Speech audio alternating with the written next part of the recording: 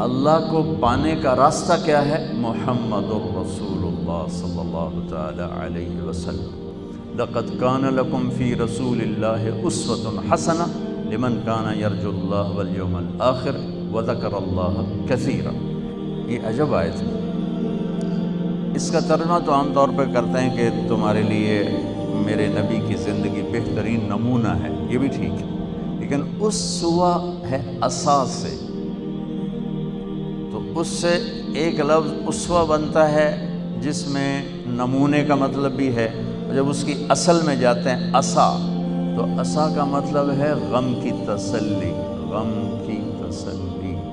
آج پوری دنیا جو دکھوں میں اور غموں میں ہے، تو میرا اللہ پیغام دے رہا ہے میرے نبی کی زندگی اختیار کرو، اللہ تمہارے سارے غم دور کر دے گا۔ پیسہ آنے سے دور نہیں ہوتے، بہت بڑا تم فرید صاحب کی طرح وی بن جاؤ، اس سے دکھ درد دور نہیں ہوتے۔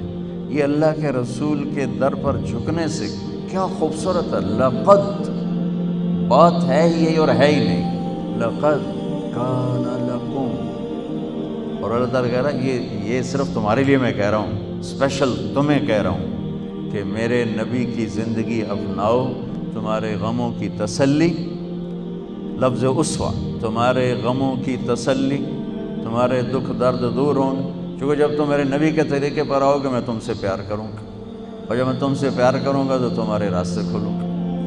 حسنۃ، حسنۃ، انسان خوبصورتی کو پسند کرتا ہے، حسن پرست ہے اور خوبصورتی کی طرف کھنچتا ہے۔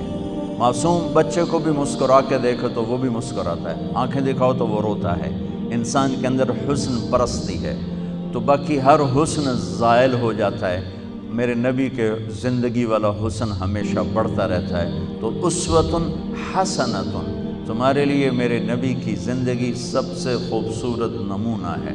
اس لیے اللہ نے اپنے حبیب کو بنایا بھی خوبصورت۔ حضرت عائشہ فرماتی تھیں کہ یوسف علیہ السلام کو دیکھ کر عورتوں نے ہاتھ کاٹ لیے، اگر میرے محبوب کو دیکھتی تو دل پہ چھریاں چلا کے بیٹھ جاتی۔ اللہ نے آپ کو اتنا حسین بنایا تھا۔ اللہ تک پہنچنے کا ذریعہ ہے جناب رسول اللہ صلی اللہ تعالی علیہ وسلم، اور اللہ تک جانے کا راستہ ہی کوئی نہیں۔ لو استفتحونی کل باب وجاؤنی من کل طریق لا افتح علیہم الا ان یکونوا وراءک۔ اللہ تعالیٰ نے فرمایا میرے نبی آپ اعلان کریں، یہ حدیث قدسی ہے کہ آپ کے بعد اب مجھ تک آنے کا ہر راستہ بند ہے، ہر دروازہ بند ہے، کوئی آپ کے رب کے پاس نہیں پہنچ سکتا جب تک آپ کے پیچھے نہ آئے۔ اور اللہ کو راضی کرنے پر ہی ہماری زندگی کی تکمیل اور کامیابی ہے۔ اگر اللہ کو کھو دیا تو سب کچھ کھو دیا۔ یا ابن آدم اطلبنی تجدنی، میرے بندے جو مرضی کام کرنا ہے کر، پر میری طلب میں رہ، میری تلاش میں رہ۔ فإن وجدتنی وجدت کل شیء، اگر تو نے مجھے پا لیا تو نے سب کچھ پا لیا۔ وإن فتنی فاتک کل شیء، اگر تو نے مجھے کھو دیا تو تم نے سب کچھ کھو دیا۔ وأنا خیر لک من کل شیء، اور میں تیرے لیے ہر چیز سے بہتر ہوں۔ ورضوان من اللہ اکبر، اور اللہ کا راضی ہو جانا سب سے بڑی دولت۔ یا ابن آدم لی علیک فریضہ ولک علی رزق، میرے بندے ایک کام میرے ذمہ ہے تجھے روٹی کھلانا، ایک کام تیرے ذمہ ہے اپنے رب کی اطاعت کر کے چلنا۔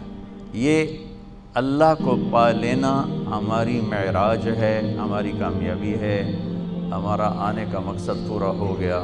اللہ کو کھو کر گم کر کے کسی نے کچھ نہیں پایا، وہ ساری دنیا کا مالک بن جائے، بادشاہ بن جائے۔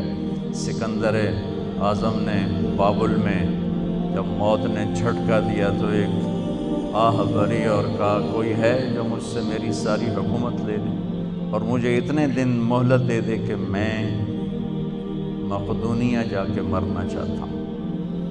ساری دنیا کو فتح کر کے یہ حسرت لے کر بابل میں ہی مرا، اور اس کے تابوت کو اسکندریہ لے گئے، مختلف قول ہیں، وہاں جا کے دفن کیا گیا۔